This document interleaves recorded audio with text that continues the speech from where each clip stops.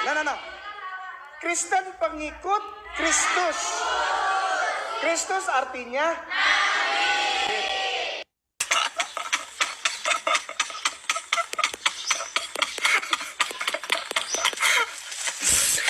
Kristen artinya pengikut Kristus. Kristus itu tadi apa? Nabi. Berarti seharusnya orang Kristen itu adalah pengikut Nabi.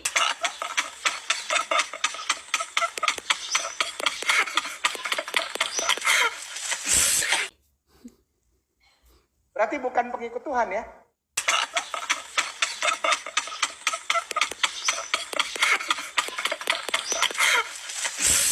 Saya jelasin sekali lagi untuk Bapak Ustadz ya, perihal nama Kristus. Tetapi sebelum saya jelasin nama Kristus, biar sekaligus saya menjelaskan tentang nama Yesus kepada Bapak Ustadz. Jadi begini Bapak Ustadz, nama Yesus itu berasal dari bahasa Yunani, Iesus.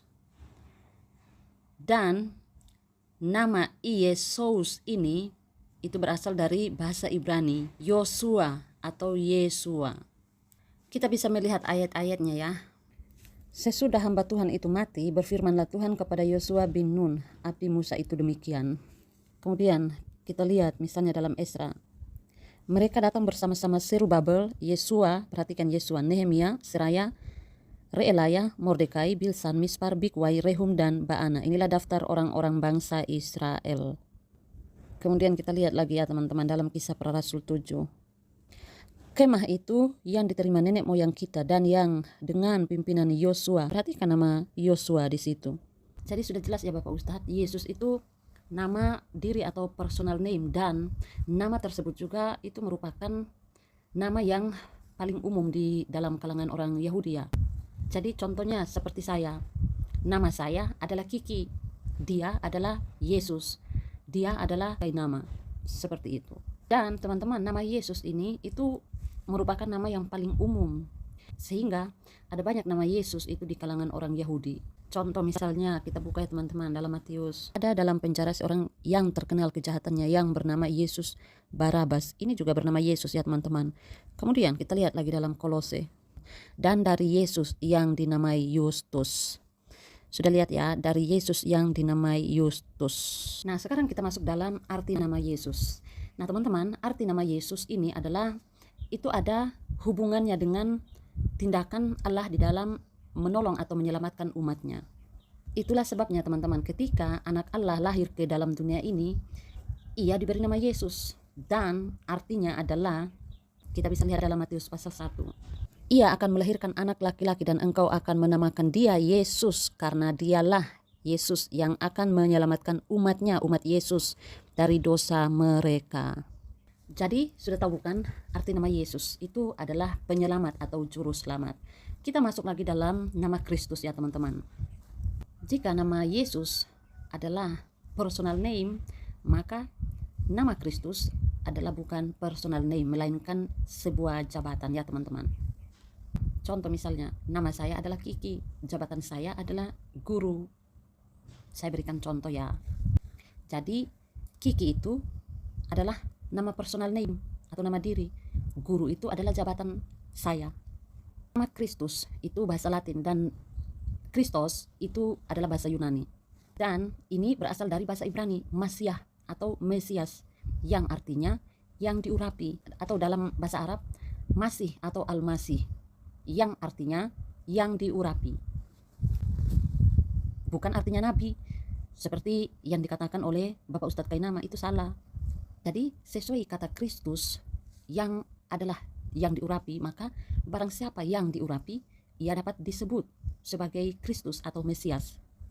Di dalam perjanjian lama banyak kita dapati orang-orang seperti raja, imam, nabi, mereka juga dapat disebut sebagai Kristus teman-teman. Misalnya imamat, imam yang diurapi itu harus mengambil sebagian dari darah lembu itu lalu membawanya ke dalam kemah pertemuan. Kemudian misalnya 1 Samuel, berkata Daud kepada Abisai, jangan musnahkan dia, sebab siapakah yang dapat menjamah orang yang diurapi Tuhan dan bebas dari hukuman? Sesuai dengan ayat-ayat yang saya sudah tunjukkan tadi ya teman-teman, berarti imam itu juga Mesias atau Kristus. Begitupun dalam ayat ini, Saul dapat disebut sebagai Mesias juga atau Kristus. Kemudian kita lihat ya teman-teman, Raja Daud. Ia mengaruniakan keselamatan yang besar kepada raja yang diangkatnya dan menunjukkan kasih setia kepada orang yang diurapinya, kepada Daud dan anak cucunya untuk selamanya. Berarti Daud juga adalah Mesias atau Kristus. Bahkan siapapun ya teman-teman yang diurapi Tuhan, itu dapat disebut sebagai Mesias atau Kristus. Kita lihat tuh dalam Mazmur.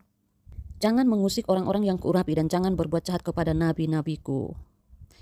Berarti siapa saja ya teman-teman yang diurapi Tuhan itu dapat disebut sebagai Mesias atau Kristus. Bahkan Kores, raja kafir saja, ia dapat disebut sebagai Mesias juga atau Kristus. Kita lihat ya. Beginilah firman Tuhan, inilah firmanku kepada orang yang kuurapi, kepada Kores dan seterusnya. Sudah lihat bukan? Raja kafir, Kores, dapat disebut sebagai Mesias atau Kristus jika diurapi oleh Tuhan. Jadi sampai pada tahap ini ya teman-teman, kita dapat berkata bahwa memang ada banyak orang yang bisa disebut sebagai Kristus atau Mesias. Sudah jelas bukan? Pertanyaannya adalah bagaimana perkembangan konsep mesianik atau Kristus di kalangan orang Yahudi, yaitu munculnya janji tentang Mesias atau Kristus yang tunggal. Seperti yang sudah dijelaskan sebelumnya ya teman-teman, ada banyak orang yang dapat disebut sebagai Kristus atau Mesias, tetapi dalam perkembangan selanjutnya konsep mesianis atau Kristus ini di kalangan orang Israel itu mulai mengerucut hanya kepada satu orang saja teman-teman. Itu akan datang satu orang yang diurapi atau Mesias atau Kristus yang akan membawa masa damai bagi Israel. Dan itu muncul dalam janji dan pemberitaan para nabi ya teman-teman. Misalnya kita lihat dalam Daniel ya. Maka ketahuilah dan pahamilah dari saat firman itu keluar, yakni bahwa Yerusalem akan dipulihkan dan dibangun kembali sampai pada kedatangan seorang yang diurapi, seorang raja. Perhatikan ayatnya ya, seorang yang diurapi, seorang raja. Perhatikan kata sampai pada kedatangan seorang yang diurapi. Sama kalau kita cek dalam terjemahan-terjemahan ya. Misalnya dalam terjemahan lama. Bila olehmu dan hendaklah engkau mengerti bahwa daripada keluar firman akan balik kembali dan membangunkan pula Yerusalem sampai kepada Al-Masih. Sampai kepada Al-Masih. Kemudian daripada itu akan terjadi bahwa aku akan mencurahkan rohku ke atas semua manusia. Maka anak-anakmu laki-laki dan perempuan akan bernubuat, orang-orangmu yang tua akan mendapat mimpi, teruna-terunamu akan mendapat penglihatan-penglihatan. Aku akan membalas darah mereka yang belum kubalas. Tuhan tetap diam di Sion. Dan masih banyak ayat-ayat lainnya ya teman-teman. Karena janji-janji ini, maka lahirlah pengharapan mesianik di kalangan orang Yahudi. Oleh karena itu mereka menantikan seorang Mesias atau seorang Kristus. Begitu kuatnya konsep kedatangan Mesias ini ya teman-teman. Bayangkan, Herodes saja sampai mengetahui hal itu. Kita bisa melihat dalam Matius ya. Ketika Raja Herodes mendengar hal itu, terkejutlah ia beserta seluruh Yerusalem. Maka dikumpulkannya semua imam kepala dan ahli Taurat bangsa Yahudi. Lalu dimintanya keterangan dari mereka, di mana Mesias akan dilahirkan. Dan pengharapan yang sama juga yang ada dalam orang Samaria ya teman-teman. Kita bisa melihat dalam Yohanes. Jawab perempuan itu kepadanya, kepada Yesus, aku tahu bahwa Mesias akan datang yang disebut juga Kristus. Apabila ia datang, ia akan memberitakan segala sesuatu kepada kami. Ini pengharapan orang Samaria ya teman-teman, pengharapan akan Mesias. Nah teman-teman, pengharapan yang kuat seperti ini ya teman-teman, itu membuat mereka dimana apabila ada seseorang ya teman-teman yang muncul dan orang tersebut itu sangat menonjol sekali di tengah rakyat, mereka orang-orang Yahudi segera mencurigai orang tersebut sebagai Mesias atau Kristus. Itulah yang terjadi dengan Yohanes Pembaptis teman-teman. Kita lihat ya dalam Lukas. Sebagaimana ya kita lihat Yohanes Pembaptis ini sangat menonjol sekali ya di tengah-tengah rakyat. Tetapi karena orang banyak sedang menanti dan berharap dan semuanya bertanya dalam hatinya tentang Yohanes kalau ia adalah Mesias. Perhatikan ayatnya, kalau ia adalah Mesias. Kita bisa membandingkan, dan inilah kesaksian Yohanes. Ketika orang Yahudi dari Yerusalem mengutus beberapa imam dan orang-orang Lewi kepadanya untuk menanyakan dia, siapakah engkau? Ia mengaku dan tidak berdusta, katanya, aku bukan Mesias.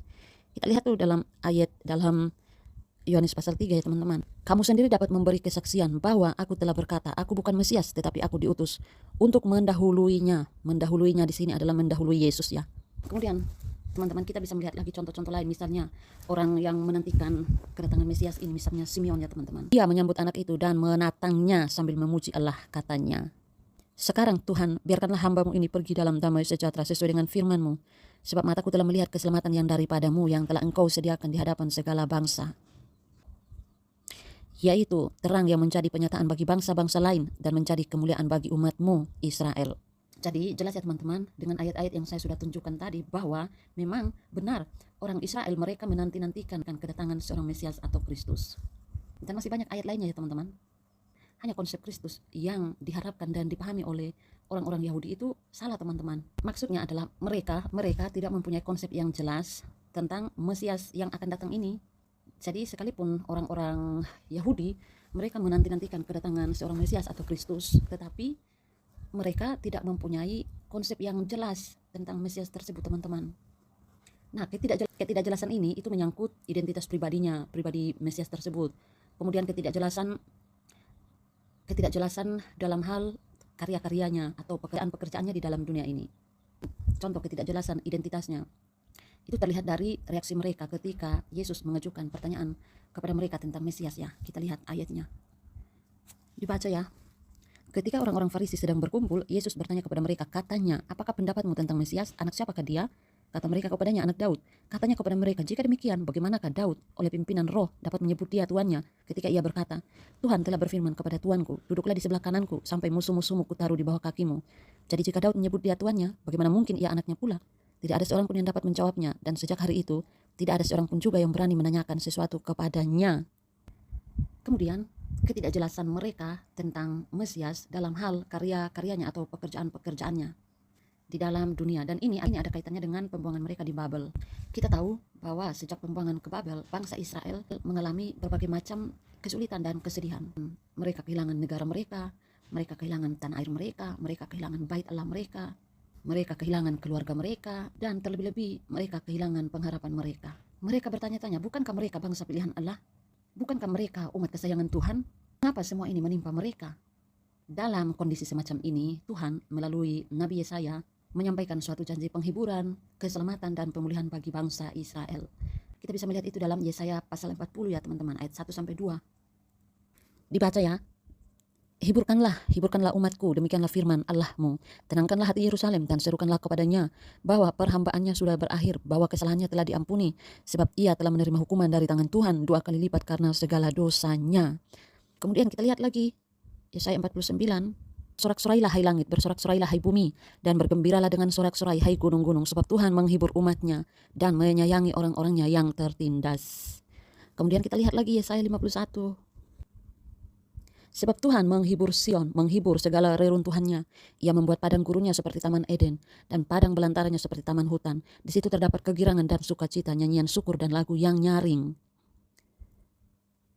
Dalam sekejap mata keselamatan yang daripadaku akan dekat, kelepasan yang kuberikan akan tiba, dan dengan tangan kekuasaanku aku akan memerintah bangsa-bangsa. Kepadakulah pulau-pulau menanti-nanti, perbuatan tanganku mereka harapkan. Ternyata janji-janji seperti ini ditafsirkan secara berbeda. Mayoritas orang atau pemimpin Yahudi beranggapan bahwa janji-janji ini akan membuat bangsa Israel yang adalah bangsa pilihan Allah akan dipulihkan dan akan menjadi pemimpin dunia. Karena itu teman-teman, hidup seorang Israel adalah pengharapan untuk melihat janji-janji ini tergenapi di dalam sejarah secara politis. Apalagi sudah sangat lama ya mereka itu dijajah oleh bangsa-bangsa lain, yaitu Babel, Persia, Yunani, Romawi. Tetapi teman-teman, ada juga golongan lain yang lebih minoritas yang mempunyai penafsiran berbeda terhadap janji-janji penghiburan itu dan tentang Mesias ya teman-teman. Mereka beranggapan bahwa kerajaan Mesias adalah kerajaan rohani dan lebih bersifat menyelamatkan Israel dari dosa ketimbang dari penjajahan bangsa kafir. Jadi salah seorang yang memiliki pandangan yang minoritas seperti ini adalah Simeon. Jadi memang tidak ada konsep yang seragam tentang Mesias atau Kristus yang akan datang ini ya. Jadi memang tidak seragam.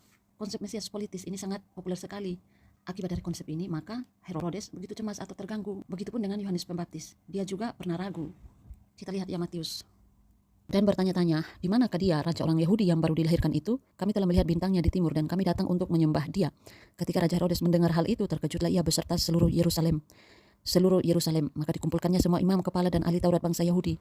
Lalu dimintanya keterangan dari mereka di mana Mesias akan dilahirkan. Mereka berkata kepadanya, di Betlehem di tanah Yudea, karena demikianlah ada tertulis dalam kitab Nabi. Dan engkau Betlehem tanah Yehuda, engkau sekali-sekali bukanlah yang terkecil di antara mereka yang memerintah Yehuda, karena daripada mula akan bangkit seorang pemimpin yang akan menggembalakan umatku Israel. Kemudian kita lihat Setelah Yesus selesai berpesan kepada ke-12 muridnya, pergilah ia dari sana untuk mengajar dan memberitakan Injil di dalam kota-kota mereka. Di dalam penjara, Yohanes mendengar tentang pekerjaan Kristus. Lalu menyuruh murid-muridnya bertanya kepadanya, "Engkaukah yang akan datang itu, atau haruskah kami menantikan orang lain?" Yesus menjawab mereka, "Pergilah dan katakanlah kepada Yohanes apa yang kamu dengar dan kamu lihat.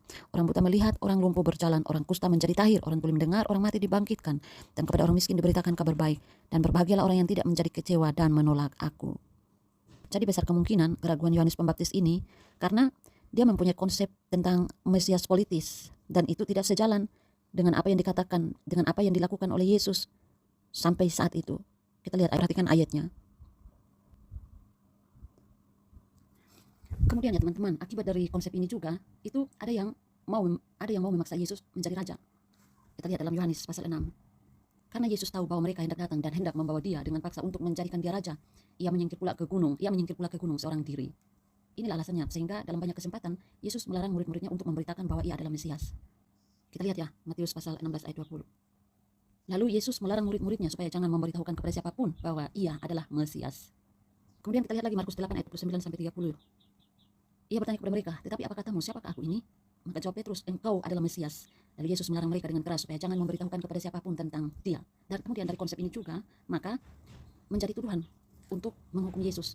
Kita bisa melihat dalam Lukas pasal 23. Di situ mereka mulai menuduh dia. Katanya, "Telah kedapatan oleh kami bahwa orang ini menyesatkan bangsa kami dan melarang membayar pajak kepada kaisar, dan tentang dirinya ia mengatakan bahwa ia adalah Kristus, yaitu raja." Dan juga akibat konsep ini, maka menjadi bahan olokan penjahat di salib. Kita bisa melihat dalam Lukas pasal 23 ayat 39. Seseorang dari penjahat yang digantung itu menghujat dia, Yesus. Katanya, "Bukankah engkau adalah Kristus? Selamatkanlah dirimu dan kami." Kemudian juga teman-teman, akibat dari konsep ini, murid-murid sukar menerima konsep Mesias yang menderita dan mati. Kita bisa melihat dalam Matius 16 ayat 16. Maka jawab Simon Petrus, "Engkau adalah Mesias, anak Allah yang hidup." Kemudian kita lihat lagi Matius 21 ayat 21 ayat 22. Sejak waktu itu, Yesus mulai menyatakan kepada murid-muridnya bahwa ia harus pergi ke Yerusalem dan menanggung banyak penderitaan dari pihak tua-tua, imam-imam kepala, dan ahli-ahli Taurat, lalu dibunuh dan dibangkitkan pada hari ketiga. Tetapi Petrus menarik Yesus ke samping dan menegur dia, katanya, "Tuhan, kiranya Allah menjauhkan hal itu. Hal itu sekali-kali takkan menimpa engkau." Bahkan setelah Yesus menyelesaikan semua pekerjaannya di dunia ini dan dia hampir naik ke surga, murid-murid masih mengharapkan suatu tindakan politik dari Yesus untuk Israel. Kita bisa membaca dalam Kisah Para Rasul 1 ayat 6. Maka bertanyalah mereka yang berkumpul di situ, "Tuhan, maukah engkau pada masa ini memulihkan kerajaan bagi Israel?" Kemudian teman-teman, akibat dari konsep ini, maka orang Yahudi secara umum ragu untuk menerima dan mengakui Yesus sebagai Mesias seperti yang mereka harapkan. Dalam Yohanes pasal 7, "Dan lihatlah, ia berbicara dengan leluasa dan mereka tidak mengatakan apa-apa kepadanya. Mungkinkah pemimpin kita benar-benar sudah tahu bahwa ia adalah Kristus?" Kita lihat lagi ayat 31. "Tetapi di antara orang banyak itu, ada banyak yang percaya kepadanya, dan mereka berkata, apabila Kristus datang, mungkinkah ia akan mengadakan lebih banyak mujizat daripada yang telah diadakan oleh dia ini?" Kemudian kita lihat lagi teman-teman, Yohanes pasal 12. "Dan apabila aku ditinggikan dari bumi, aku akan menarik semua orang datang kepadaku." Ini dikatakannya untuk menyatakan bagaimana caranya ia akan mati. Lalu jawab orang banyak itu, "Kami telah mendengar dari hukum Taurat bahwa Mesias tetap hidup selama-lamanya. Bagaimana mungkin engkau mengatakan bahwa anak manusia harus ditinggikan? Siapa anak manusia itu?" Nah, inilah beberapa akibat dari konsep Mesias ya teman-teman. Kemudian pertanyaannya adalah, apakah ada pengakuan kemesiasan atau kekristusan Yesus? Pengakuan bahwa Yesus adalah Mesias atau Kristus terlihat dari pernyataan malaikat pada waktu kelahirannya. Lukas pasal 2 ayat 11. "Hari ini telah lahir bagimu juru selamat, yaitu Kristus Tuhan di kota Daud."